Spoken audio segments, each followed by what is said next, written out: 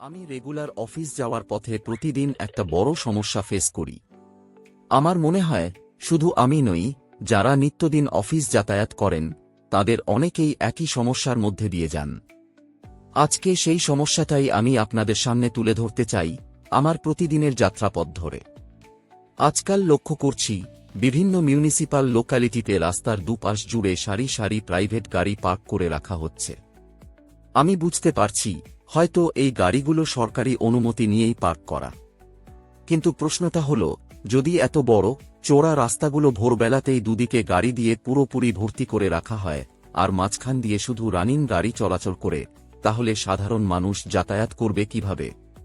Cycle, bike, auto, এমনকি হেঁটে চলা মানুষের জন্য জায়গাটা কোথায়? অফিস যাওয়ার তারা, স্কুলে বাচ্চা নিয়ে যাওয়া, অসুস্থ মানুষকে হাসপাতালে পৌঁছনো, এইসব পরিস্থিতিতে রাস্তায় এভাবে জ্যাম তৈরি হওয়া কতটা সমস্যার, সেটা আমরা প্রতিদিনই অনুভব করি। আমার মনে হয় প্রশাসনের এই দিকটায় আরও একটু নজর দেওয়া দরকার। এই দেখুন, রাস্তার দুদিক কেমন ভোর সকাল থেকেই গাড়িতে ভরে যাচ্ছে। দিনের পর দিন যদি এমনই চলতে থাকে, তাহলে মানুষের ট্যাক্সের টাকায় রাস্তা বানানোর মানে কি, যদি মানুষ স্বাভাবিকভাবে সেই রাস্তায় চলাচলই করতে না পারে?